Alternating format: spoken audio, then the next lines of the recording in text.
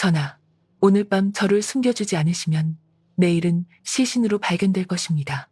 포구가 국문 돌계단을 때리던 한밤중 왕 현종은 그 한마디에 걸음을 멈추었습니다. 호위하던 금군들이 곧장 아이를 끌어내려 했으나 왕은 손을 들어 막았습니다.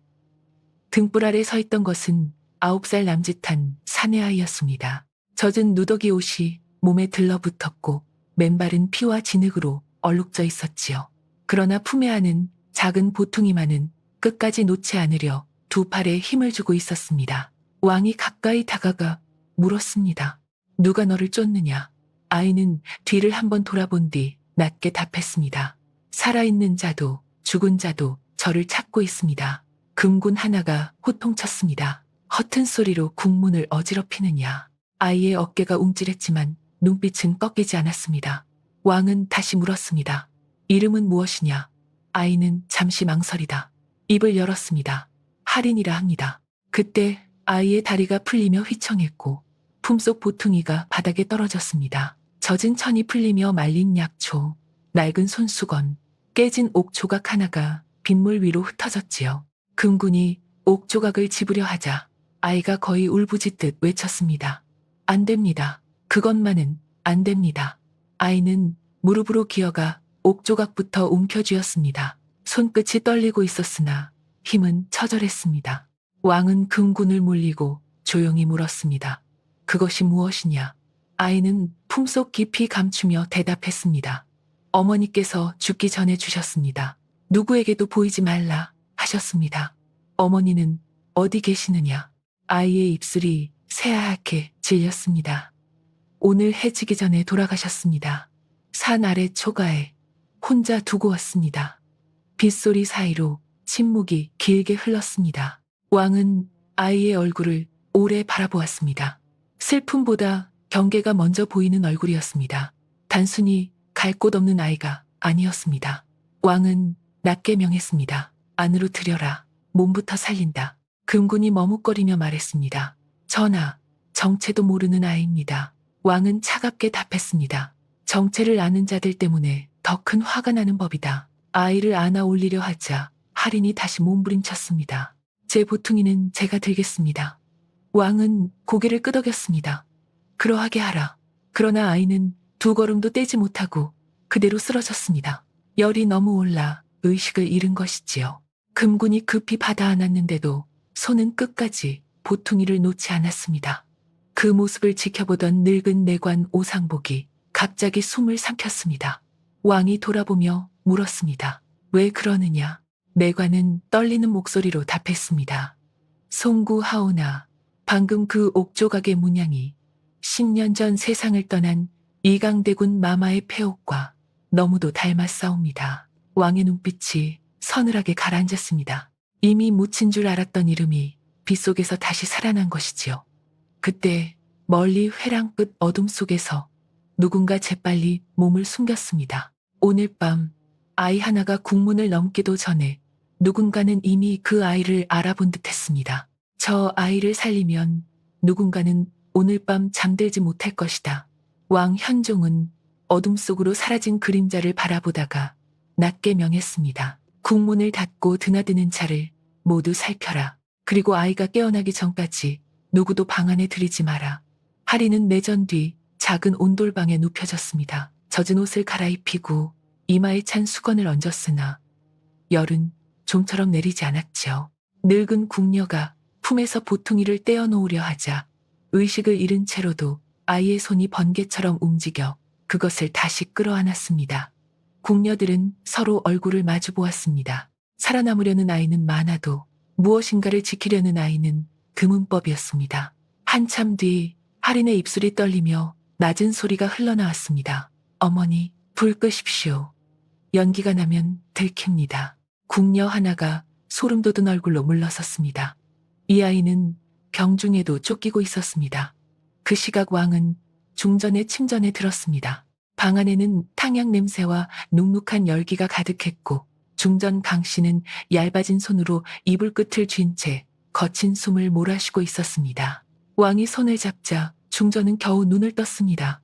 전하, 또 잠 못 드셨습니까? 왕은 억지로 미소를 지었습니다. 그대 숨이 편치 않은데 어찌 홀로 눕겠소. 그러나 왕의 시선은 탕약 그릇에 오래 머물렀습니다. 약을 먹일수록 기운이 꺼져가는 모습이 며칠째 마음에 걸렸기 때문입니다. 침전 밖으로 나오자 내의원 제조 윤도겸이 기다리고 있었습니다. 전하, 중전 마마의 허열이 깊어졌사오니 처방을 조금 더 강하게 해야 하옵니다. 왕은 차갑게 물었습니다. 석 달째 듣는 말이오. 나아지는 것은 무엇이오? 윤도겸은 곧장 고개를 숙였습니다. 소신이 죽을 죄를 지었사오나 경이 워낙 완고하옵니다. 왕은 대답하지 않았습니다.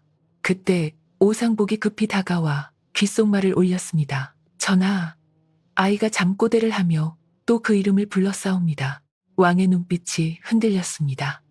이강대군, 왕의 친형이자 10년 전 급병으로 세상을 떠난 인물, 자식 하나 없이 죽은 것으로 정리된 이름이었습니다. 왕은 곧장 온돌방으로 향했습니다. 방 안은 고요했으나 할인의 숨은 뜨거웠습니다. 아이는 눈을 감은 채 미간을 찌푸리고 있었지요. 왕이 가까이 앉자 아이가 갑자기 손을 허우적거리며 중얼거렸습니다. 마마, 약 드시지 마십시오. 오늘 것은 냄새가 다릅니다. 방 안 공기가 순식간에 얼어붙었습니다. 왕은 몸을 굳혔습니다. 그것은 어린아이의 헛소리라 넘기기엔 너무 선명한 문장이었습니다. 누구에게 한 말이냐? 왕이 낮게 묻자 아이는 눈도 뜨지 못한 채 떨리는 목소리로 답했습니다. 큰마마께 늦으면 안 됩니다. 그리고 다시 정신을 잃었습니다. 오상복은 식은땀을 흘렸고 왕은 말없이 아이의 얼굴을 바라보았습니다. 10년 전 형이 죽던 날 마지막으로 올려진 탕약을 떠올린 사람이 왕 혼자만은 아니었던 듯 했습니다. 왕은 천천히 일어나 명했습니다. 이 아이가 깨어나면 즉시 내게 알리거라. 그리고 오늘부터 중전의 탕약은 내가 먼저 보겠다. 오상복이 놀라 고개를 들었으나 감히 묻지 못했습니다. 왕이 문을 나서려는 순간 할인의 손에서 보퉁이가 반쯤 풀리며 낡은 손수건 한 귀퉁이가 드러났습니다. 거기에는 희미하게 수놓인 글자 하나가 남아 있었습니다. 설. 왕은 걸음을 멈추었습니다. 그 이름 역시 오래전에 사라진 여인의 이름과 같았습니다.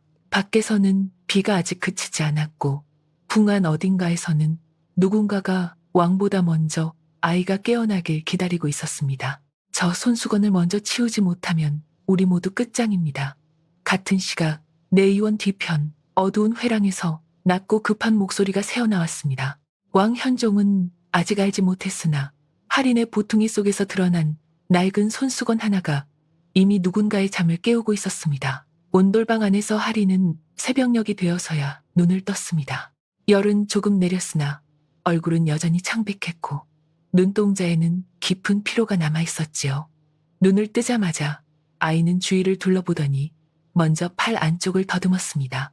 보퉁이가 그대로 있다는 것을 확인하고서야 겨우 숨을 내쉬었습니다. 곁을 지키던 늙은 궁녀가 죽 한 숟갈을 내밀며 말했습니다. 겁먹지 말아라. 여긴 안전한 곳이다. 할인은 죽그릇보다 문 쪽을 먼저 보았습니다. 세상에 완전히 안전한 곳은 없다는 얼굴이었지요. 그때 문이 열리고 왕이 들어섰습니다. 궁녀들은 놀라 급히 물러났고 할인 역시 몸을 일으키려다 어지럼에 다시 휘청했습니다. 왕은 가까이 다가와 앉으며 조용히 말했습니다. 무리하지 마라. 아직 네 몸은 네 것이 아니다. 할인은 입술을 깨물고 고개를 숙였습니다. 왕은 아이를 한참 바라보다 곧장 물었습니다. 어젯밤 잠꼬대에서 큰마마라 하였다. 누구를 말한 것이냐? 할인의 손끝이 굳었습니다. 모릅니다. 열에 들떠 헛소리를 한 듯합니다. 왕은 미소도 노여움도 없이 말을 이었습니다. 약 냄새가 다르다 한 것도 헛소리였느냐? 아이의 눈빛이 흔들렸습니다. 숨길 것과 숨길 수 없는 것을 가르는 듯한 침묵이 흘렀지요. 마침내 할인이 낮게 말했습니다. 어머니께서는 늘 말씀하셨습니다. 사람은 입보다 냄새로 먼저 속는다고. 같은 약처럼 보여도 살리는 냄새와 죽이는 냄새는 다르다고 하셨습니다.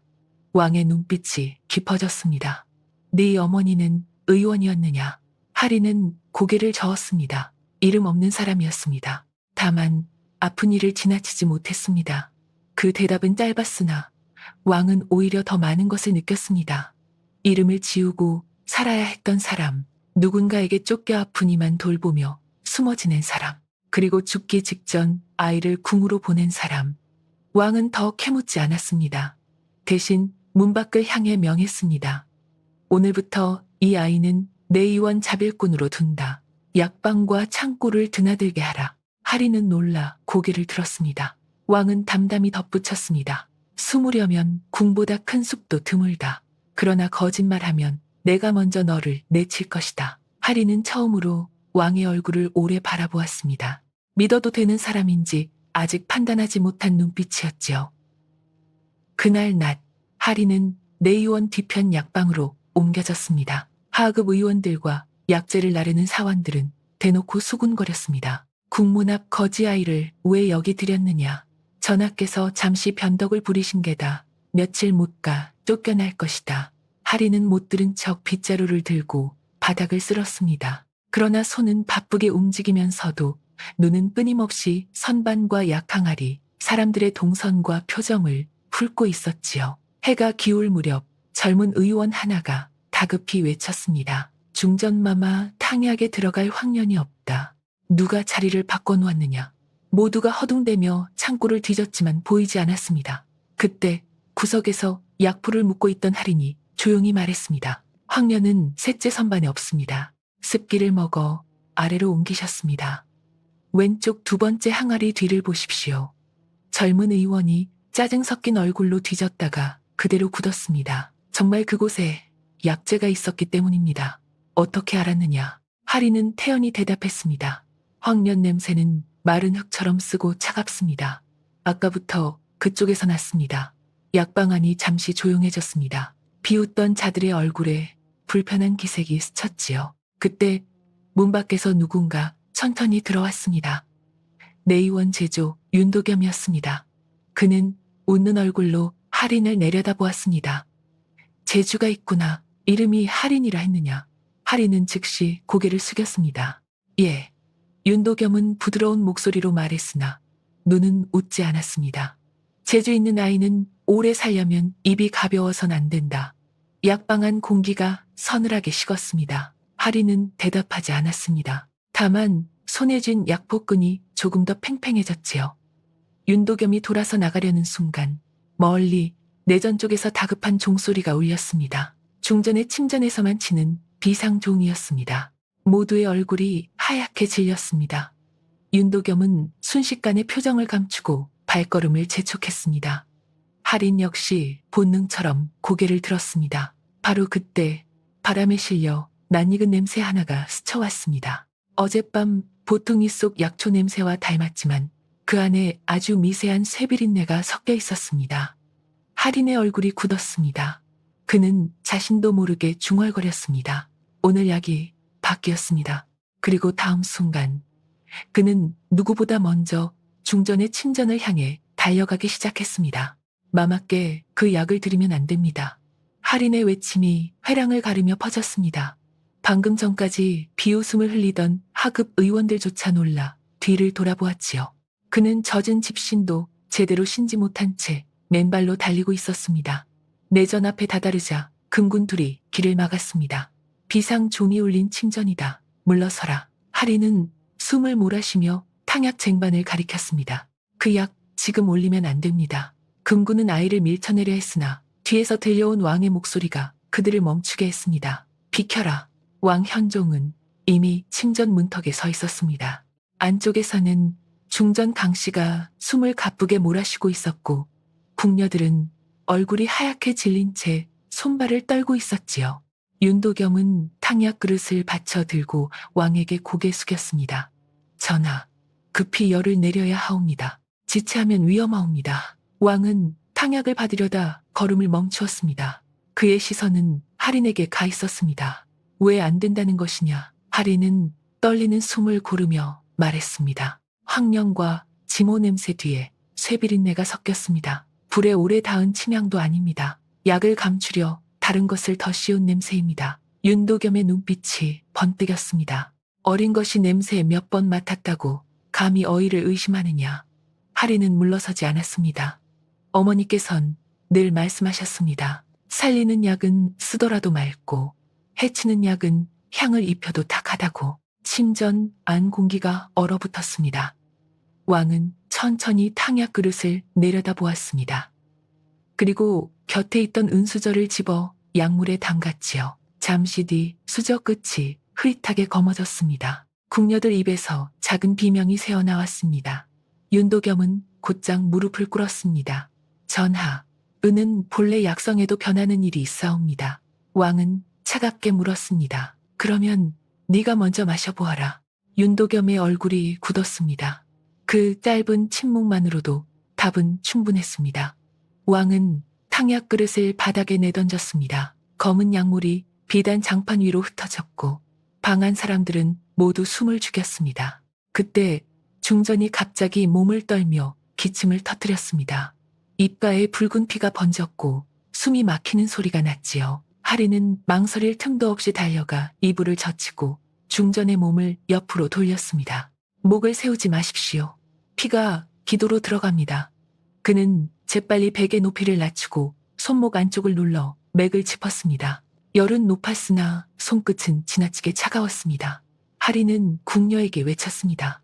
뜨거운 물 말고 미지근한 물을 가져오십시오. 그리고 창문을 조금만 여십시오. 모두가 얼어붙어 움직이지 못하자 왕이 직접 호통쳤습니다. 아이 말대로 하라. 그제야 궁녀들이 허둥지둥 움직였습니다. 하리는 중전의 손끝을 문지르며 낮게 중얼거렸습니다.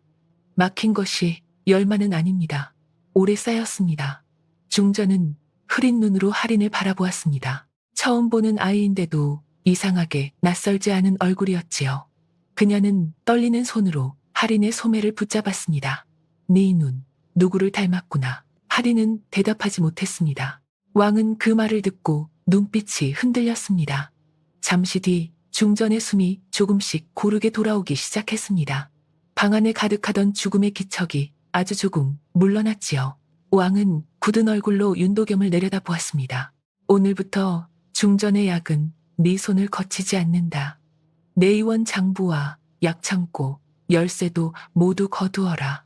윤도겸은 바닥에 머리를 박으며 떨었습니다. 전하, 소신은 결백하옵니다. 왕은 대답하지 않았습니다. 그보다 더 깊은 분노가 이미 눈빛 속에 서려 있었기 때문입니다.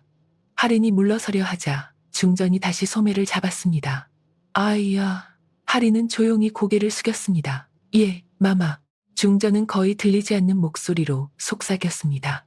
내 보퉁이한 손수건의 수노인 이름 설이라 하였느냐.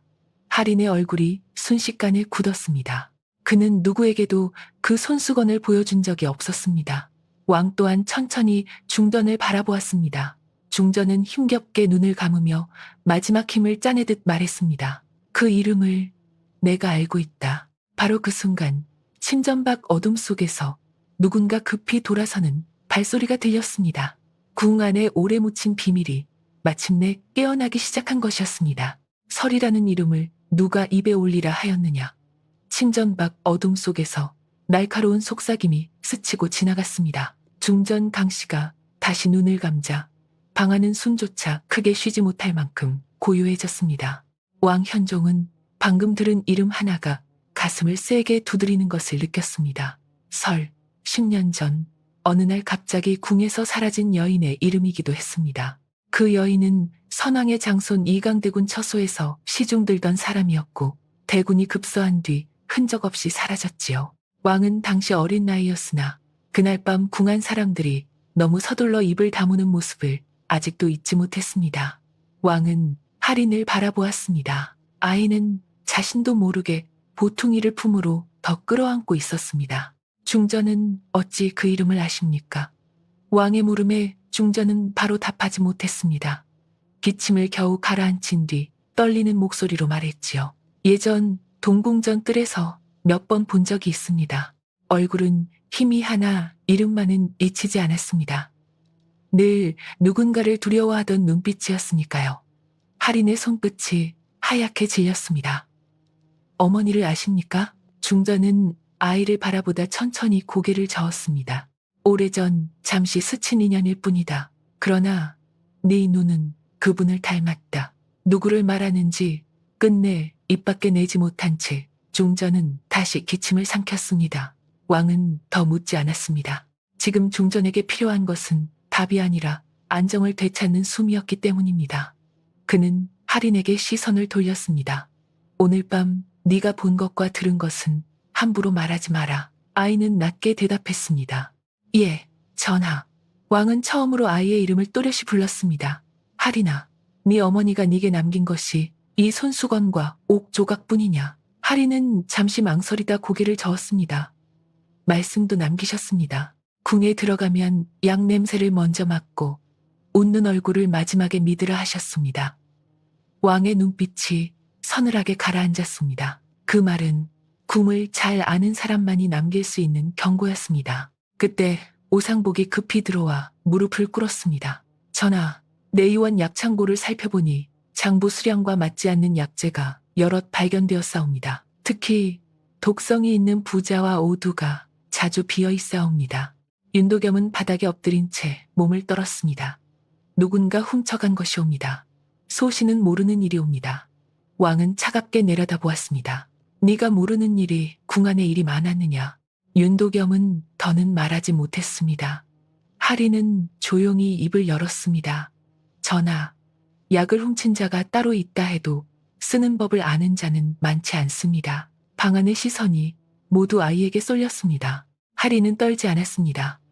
어머니께선 독보다 무서운 것은 조금씩 주는 약이라 하셨습니다. 사람은 급히 죽으면 원인을 찾지만 오래 앓으면 운명이라 여기기 때문입니다. 왕의 얼굴이 굳어졌습니다. 중전의 병이 머릿속을 스치고 지나갔기 때문입니다. 그는 곧장 명했습니다. 오늘부터 중전의 음식과 약, 물 한 그릇까지 모두 2번 살핀 뒤 올려라. 내 허락 없이는 아무도 침전에 들지 못한다. 그리고 윤도겸은 의금부에 가두어 조사하라. 금군들이 윤도겸을 끌어내자 그는 갑자기 할인을 노려보았습니다. 그 눈빛에는 두려움보다 원망이 먼저 담겨 있었지요. 어린 것이 궁에 들어와 판을 어지럽힌다는 원망이었습니다. 할인은 시선을 피하지 않았습니다. 다만 어머니의 무덤도 제대로 지키지 못하고 떠나온 밤이 떠올라 입술을 깨물었지요. 왕은 그 모습을 보다가 조용히 말했습니다. 오늘부터 너는 내전 곁 작은 서고에서 지낸다. 내가 부를 때마다 와서 맡은 냄새와 본 것을 말하라. 할인은 놀라 고개를 들었습니다. 전하, 저는 글도 많이 모르옵니다. 왕은 짧게 답했습니다. 글 모르는 자보다 사람 모르는 자가 더 위험하다. 내게 필요한 것은 붓보다 기억이다. 오상복이 할인을 데리고 나가려는 순간 중전이 다시 힘겹게 입을 열었습니다. 전하, 동궁전 뒤 우물도 살펴보십시오. 왕이 돌아보았습니다. 무슨 뜻이요? 중전은 눈을 감은 채 속삭였습니다. 설이라는 여인이 마지막으로 보였다는 말을 오래전에 들었습니다. 방안 공기가 다시 얼어붙었습니다. 10년 전 사라진 여인, 깨진 옥조각, 이강대군의 이름, 그리고 동궁전 뒤 우물, 흩어진 조각들이 하나씩 제 자리를 찾기 시작한 것이지요. 왕은 천천히 자리에서 일어났습니다. 오늘 밤 당장 동궁전으로 간다. 그 순간 침전 밖 먼 회랑 끝에서 등불 하나가 급히 꺼졌습니다. 누군가가 그 명을 듣고 먼저 움직이기 시작한 것이었습니다. 전하께서 동궁전으로 가신다면 그 우물은 새벽 전에 입을 다물 것입니다. 회랑 끝에서 꺼진 등불 하나가 어둠 속으로 달아나듯 흔들렸습니다. 왕 현종은 더 지체하지 않았습니다. 금군 10명만 따르게 하고 나머지는 자리를 지키라 명한 뒤 곧장 동궁전으로 향했지요. 할인 역시 오상복의 뒤를 따라 급히 걸었습니다. 밤비는 잦아들었으나 젖은 기와와 돌바닥에서는 눅눅한 냄새가 피어올랐습니다. 10년째 비어있던 동궁전은 사람 발길이 끊긴 탓에 적막했습니다.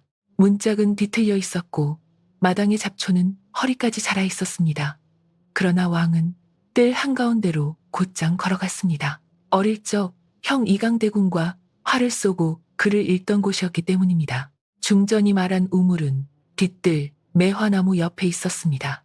돌뚜껑은 이미 반쯤 비켜져 있었고 둘레의 흙은 방금 뒤집힌 듯 축축하게 패여 있었습니다. 왕의 눈빛이 싸늘해졌습니다. 누군가 먼저 왔다 간 것입니다.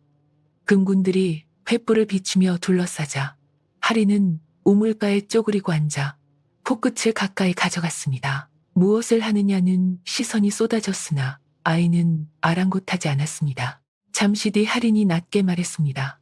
흙 냄새가 아닙니다. 기름 냄새가 납니다. 태워 없애려 했습니다. 왕은 즉시 명했습니다.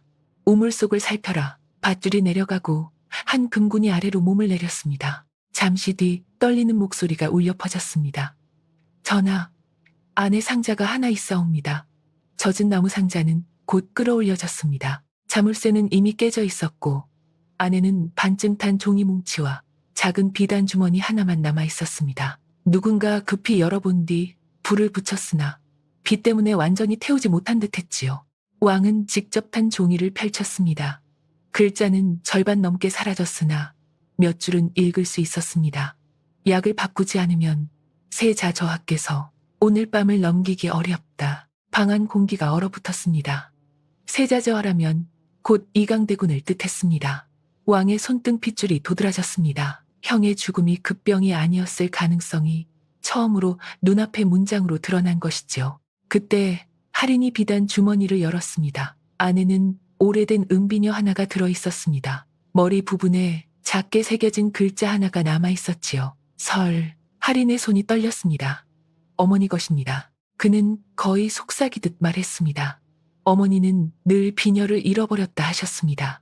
왕은 아이를 돌아보았습니다. 할인의 눈에는 처음 보는 슬픔과 분노가 동시에 차오르고 있었습니다. 어머니가 거짓말을 한 것이 아니라 누군가 그 여인의 삶 자체를 지워버린 것이었습니다. 그 순간 뒤편 잡초숲에서 달아나는 발소리가 들렸습니다. 금군 둘이 즉시 뒤쫓아 사내 하나를 끌고 왔습니다. 그는 동궁전 자멱을 맡던 늙은 관리였습니다. 왕 앞에 끌려와 무릎을 꿇은 그는 겁에 질려 떨었습니다. 누가 먼저 와서 상자를 열었느냐? 왕의 물음에 그는 곧장 입을 다물었습니다. 왕은 차갑게 말했습니다. 지금 침묵하면 너를 살릴 자는 없다. 노인은 결국 울음을 터뜨렸습니다. 저녁 무렵 검은 도포 입은 자가 와서 우물을 파헤치라 했사옵니다. 안에 물건을 꺼내 불태우면 큰 돈을 주겠다 하였사옵니다. 얼굴은 보지 못했으나 내의원 사람 냄새가 났사옵니다. 할인의 눈빛이 번뜩였습니다. 사람 냄새가 아니라 양 냄새를 말하는 것이었습니다. 윤도겸 혼자 움직인 일이 아니었던 것입니다. 왕은 노인을 금군에게 넘기며 엄히 명했습니다. 살아있는 자는 모두 잡아오고 오늘 밤 국문을 드나든 자를 빠짐없이 조사하라. 그리고 내 의원은 누구도 밖으로 나가지 못하게 막아라. 명이 떨어지자 금군들이 흩어졌습니다. 빗물이 고인 뜰 위로 횃불 그림자가 흔들렸지요. 왕은 다시 탄 종이를 바라보다 아주 낮게 말했습니다. 형님은 병으로 죽은 것이 아니었구나. 그 목소리에는 군주의 냉정보다 동생의 뒤늦은 비통함이 먼저 담겨 있었습니다. 하리는 그 말을 듣고 조심스레 품에서 깨진 옥조각을 꺼냈습니다. 그리고 상자 속 비녀 끝에 새겨진 무늬와 맞대어 보았습니다. 두 조각의 문양은 놀랍도록 자연스럽게 이어졌습니다. 오상복이 숨을 삼켰습니다. 전하, 이것은 우연이 아니옵니다. 왕은 말없이 할인을 바라보았습니다. 아이가 품고 국문까지 가져온 것은 단순한 유품이 아니라 10년 전 묻힌 살인의 증표였던 것입니다. 바로 그때 멀리 내전 쪽 하늘로 붉은 불빛이 치솟았습니다. 오상복이 얼굴이 하얗게 질려 외쳤습니다. 전하, 내의원 방향에서 불이 났사옵니다. 왕은 즉시 몸을 돌렸습니다. 누군가 증거를 지우기 시작한 것이었습니다. 내의원이 타버리면 죽은 자는 영영 말을 못합니다. 왕 현종은 붉게 치솟는 불빛을 보자마자 동궁전을 박차고 나섰습니다. 할인과 오상복, 금군들이 뒤를 따랐지요. 밤 공기는 젖어 있었으나 불길은 오히려 더 사납게 번지고 있었습니다. 내의원 서쪽 약창고 지붕에서 시작된 불은 마른 장작과 기름 먹은 천을 삼키며 순식간에 회랑으로 옮겨 붙었습니다. 궁인들은 물동이를 나르며 뛰어다녔고 의원들은 얼굴이 하얗게 질린 채 장부와 약함을 끌어내려 했습니다. 왕이 도착하자 모두 바닥에 엎드렸으나 그는 누구도 보지 않았습니다. 장부부터 살려라. 서고를 먼저 막아라. 금군 둘은 문을 부수고 안으로 뛰어들었고 연기 속에서 기침 소리가 터져 나왔습니다. 하리는 불길을 바라보다 갑자기 다른 쪽으로 달려갔습니다. 오상복이 놀라 붙잡으려 했으나 아이는 외쳤습니다. 저 불은 약을 태우려 낸 것이 아닙니다. 냄새가 다릅니다.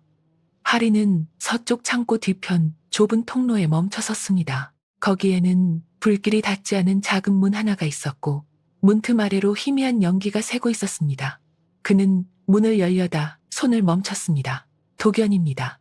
문을 열면 안 됩니다. 왕이 다가오자 하리는 젖은 천을 입과 코에 감싸라 소리쳤습니다. 금군들이 급히 물에 적신 천으로 얼굴을 가렸고 문짝을 걷어차자 안에서 검은 연기가 터져 나왔습니다. 방 안에는 작은 화로와 깨진 병들, 그리고 쓰러진 사내 하나가 있었습니다. 그는 내의원 약재를 나르던 하급 사환이었지요. 아직 숨은 붙어 있었으나 입가에 거품이 맺혀 있었습니다. 하리는 곧장 무릎을 꿇고 사내의 턱을 들어 올렸습니다. 혀가 말려 기도를 막고 있습니다. 물이 아니라 소금을 가져오십시오. 궁인들이 허둥대는 사이 하리는 손가락으로 사내 입안의 거품을 걷어내고 등을 세게 두드렸습니다. 잠시 뒤 사내가 검은 침을 토하며 기침을 터뜨렸습니다. 왕은 냉엄하게 물었습니다. 누가 시켰느냐? 사내는 눈을 뒤집은 채 떨었습니다. 저는 불만 붙이라 들었습니다. 장부방은 건드리지 말고 서쪽 창고만 태우라 했습니다. 누가? 사내는 이를 딱딱 부딪히며 겨우 입을 열었습니다. 윤 제주의 사람입니다. 직접 보진 못했으나 늘 약 냄새가 짙은 자였습니다. 그 말에 오상복이 얼굴을 굳혔습니다. 윤도겸은 이미 의금부로 끌려갔는데도 그의 손발은 아직 궁 안에 남아 있었던 것입니다. 그때 금군 둘이 불탄 창고 안에서 젖은 장부꾸러미를 들고 뛰어나왔습니다. 전하, 이것만은 살렸사옵니다. 왕은 직접 장부를 펼쳤습니다. 절반은 타버렸으나 날짜와 수량 몇 줄은 읽을 수 있었습니다. 부자, 오두, 비상, 독성이 강한 약재 이름 옆에 붉은 점이 찍혀 있었고 그 아래에는 중궁전, 동궁전이라 적힌 글자가 흐릿하게 남아 있었지요. 왕의 손이 떨렸습니다. 중전과 형의 처소에 같은 약재가 흘러갔다는 뜻이었습니다. 하리는 장부를 들여다보다 조용히 말했습니다. 전하, 여기 붉은 점은 출고 표식이 아닙니다. 어머니께선 이런 표식을 본 적 있다 하셨습니다. 약을 바꾸어 넣은 날 다시는 원래 자리로 돌리지 말라는 뜻이라 하셨습니다. 왕은 아이를 바라보았습니다. 네 어머니는 대체 누구였느냐? 하리는 잠시 숨을 삼켰습니다. 어머니는 늘 말씀하셨습니다. 나는 본 것을 말하지 못해 살아남은 사람이라고. 그 말이 끝나자 주변이 조용해졌습니다. 살아남기 위해 침묵한 사람, 그러나 죽기 전에는 결국 아이를 궁으로 보낸 사람. 왕은 무겁게 눈을 감았다 뜨며 명했습니다.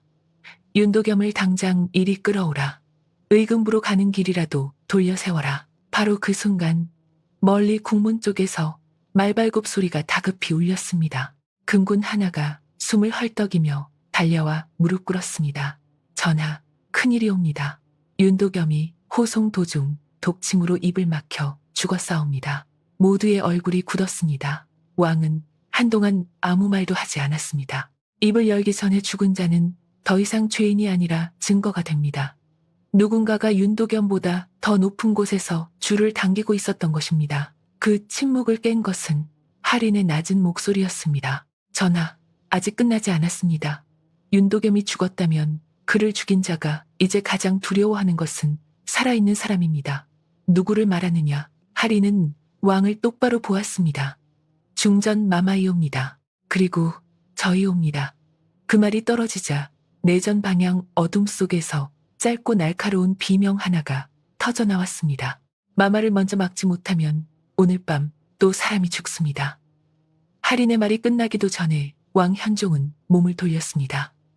방금 터져 나온 비명은 분명 중전의 침전 쪽이었습니다. 금군들이 횃불을 들고 앞장섰고 하린과 오상복이 뒤를 따랐지요. 내전 앞마당은 이미 아수라장이었습니다. 궁녀 둘이 울면서 무릎 꿇어 있었고 침전 문지방에는 찻상이 뒤엎어져 탕약과 찬물이 뒤섞여 흘러내리고 있었습니다. 왕이 호통쳤습니다. 무슨 일이냐? 상궁 하나가 떨리는 목소리로 답했습니다. 마맞게 올릴 차를 들이던 궁녀가 갑자기 쓰러져 싸웁니다. 왕은 안으로 뛰어들었습니다. 중전은 침상에 기대 앉아 있었으나 얼굴빛이 다시 창백해져 있었고 발치 아래에는 젊은 궁녀 하나가 몸을 비틀며 쓰러져 있었습니다. 입술은 파랗고 손끝은 굳어가고 있었지요. 하리는 곧장 달려가 궁녀의 입냄새를 맡고 손톱 밑을 살폈습니다. 차를 마셨느냐? 궁녀는 겨우 눈을 끔뻑였습니다. 마맞게 올리기 전 먼저 맛보라 하여 그 말과 함께 목이 뒤로 젖혀졌습니다. 하리는 급히 혀를 눌러 기도를 열고 곁에 있던 물동이의 찬물을 손목에 끼얹었습니다. 전하, 따뜻한 물은 쓰지 마십시오. 독이 더 빨리 돕니다. 왕은 즉시 주변을 물렸습니다.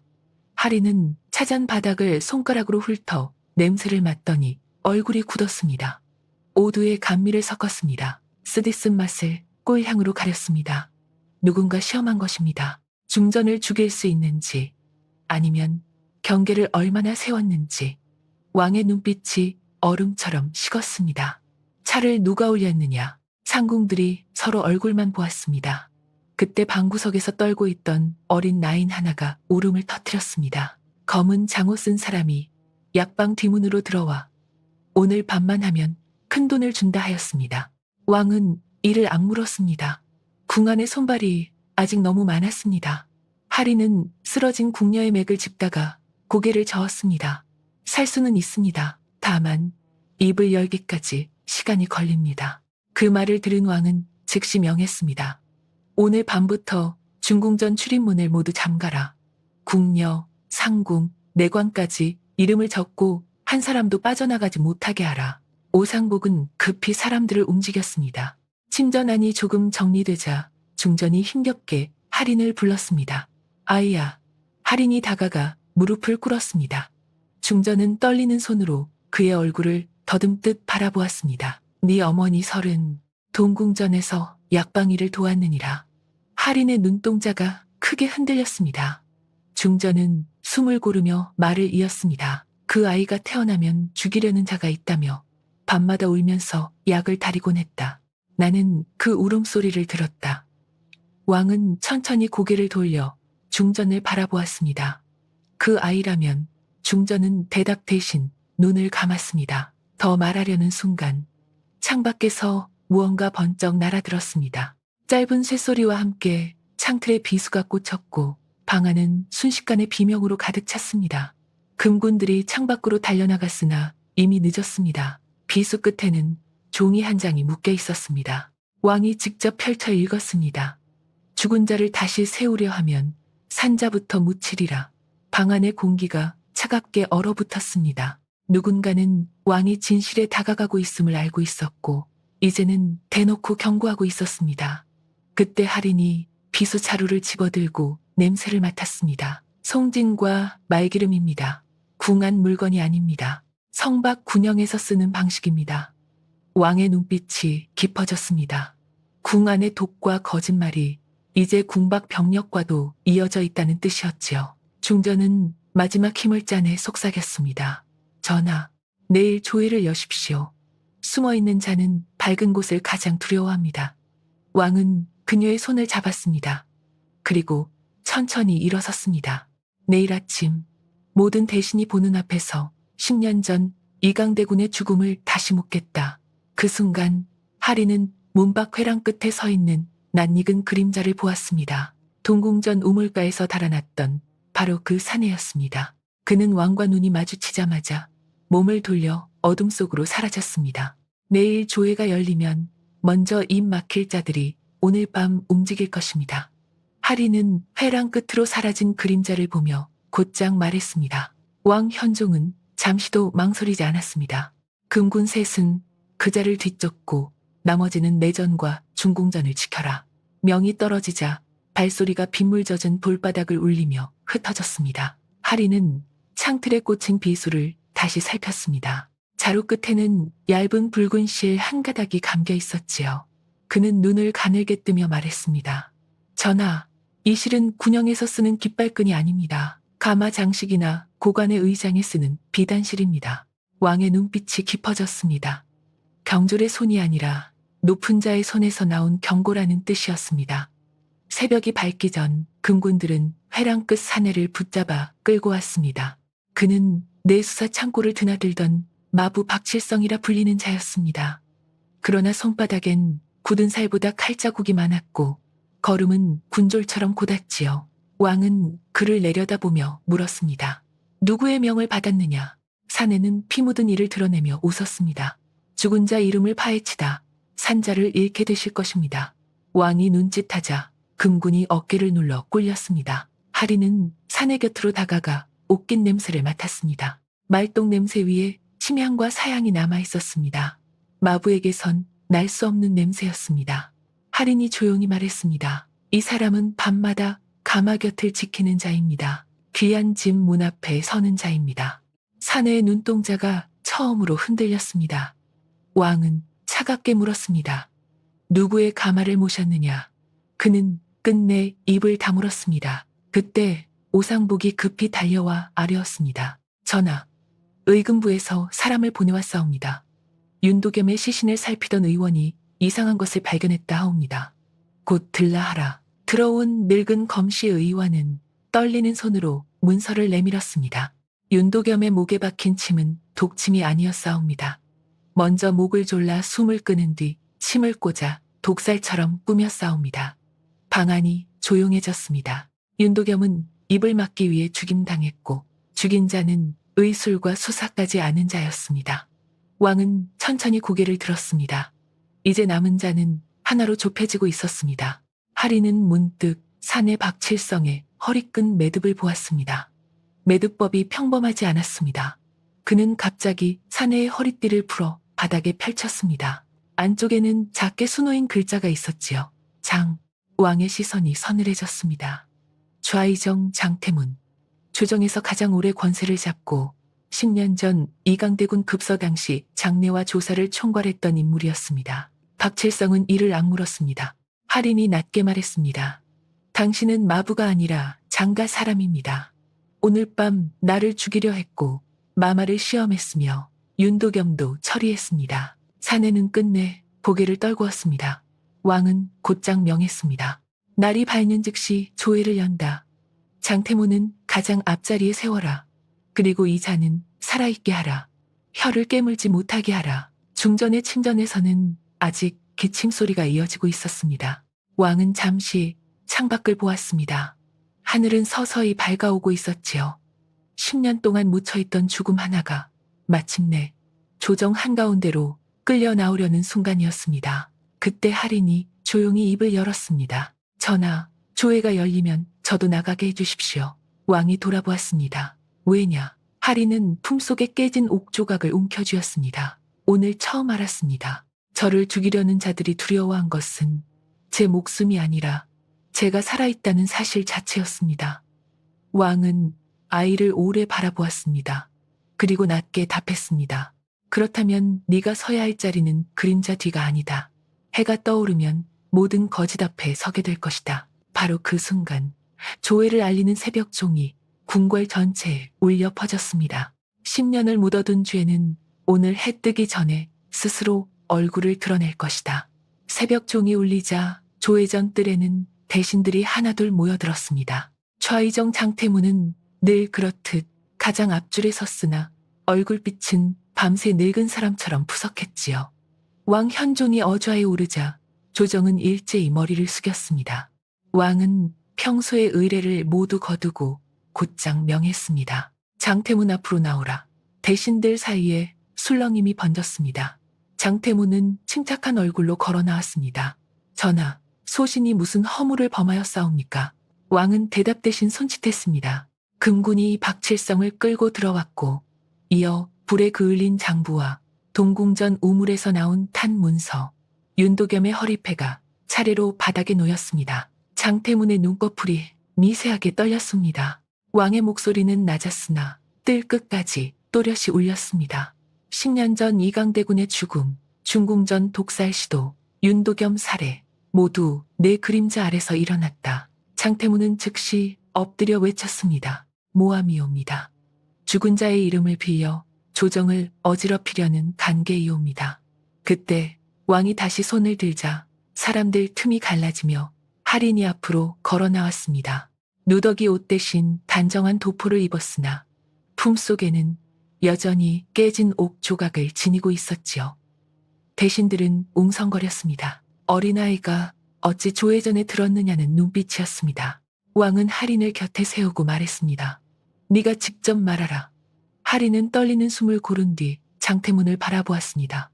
어젯밤 당신의 사람이 저를 죽이려 했습니다. 중전마마의 차에도 독을 넣었습니다. 왜 어린 저를 두려워하십니까? 장태문은 비웃듯 말했습니다. 미친 아이의 망언을 어찌 믿겠사옵니까? 할인은 품에서 옥조각을 꺼내 들었습니다. 그리고 우물에서 나온 비녀 끝장식과 맞추었습니다. 두 문양이 하나처럼 이어지자 대신들 사이에서 탄성이 터졌습니다. 오상복이 앞으로 나와 떨리는 목소리로 아뢰었습니다. 이는 선왕의 장손 이강대군 마마처소에서만 쓰던 문양이옵니다.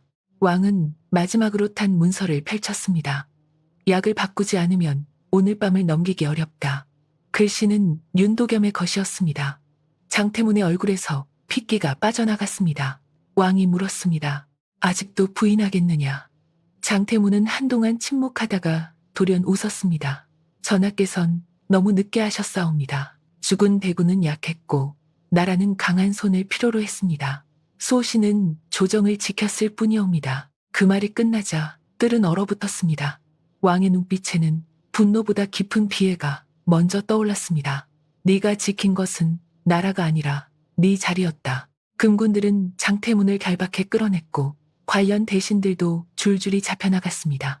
긴 권세가 무너지는 소리가 조회전 돌바닥 위로 무겁게 퍼졌지요. 소란이 가라앉자 왕은 천천히 할인을 바라보았습니다. 그리고 모두가 듣는 앞에서 말했습니다. 이 아이의 어미설은 죽음으로 비밀을 지켰고 이 아이는 목숨 걸고 진실을 가져왔다. 할인아, 네 아비는 이강대군이다. 뜰 안 모든 시선이 아이에게 꽂혔습니다. 할인은 기뻐하지 않았습니다. 눈가만 붉어졌지요. 그는 낮게 물었습니다. 그러면 어머니는 왜 평생 숨으셨습니까? 왕은 잠시 말을 잇지 못했습니다. 죄인이 숨게 한 것은 칼보다 침묵이었기 때문이다. 내가 늦었다. 할인의 눈에서 눈물이 조용히 떨어졌습니다. 어머니는 제가 이름 없는 사람으로 살아도 좋다 하셨습니다. 다만 남을 살리는 사람은 되라 하셨습니다. 왕은 아이의 어깨에 손을 얹었습니다. 그렇다면 오늘부터 너는 피로 높아지는 사람이 아니라 그 뜻으로 높아질 것이다. 며칠 뒤 장태문 일당은 죄를 받았고 내의원은 새로 정비되었습니다. 중전 강씨의 병세도 서서히 누그러졌지요. 그러나 궁한 사람들이 오래 기억한 것은 처벌보다 한 장면이었습니다. 비가 그친 아침, 할인이 궁 밖 작은 언덕에 홀로 서서 어머니의 손수건을 묻던 모습이었습니다. 그는 무덤도 없이 떠난 어머니를 향해 조용히 절했습니다. 어머니, 이제 숨지 않으셔도 됩니다. 바람이 손수건 위 흙을 살짝 쓸고 지나갔습니다. 왕은 멀리서 그 모습을 바라보다 혼잣말처럼 중얼거렸습니다. 하룻밤 숨겨달라던 아이가 썩어가던 궁을 깨웠구나. 세월이 흐른 뒤 사람들은 그날을 이렇게 전했습니다. 이름 없이 쫓기던 한 아이가 왕실의 피를 이었다 해서 귀한 것이 아니라 죽은 자의 억울함을 밝히고 산자를 살렸기에 마침내 귀해졌다고 말입니다.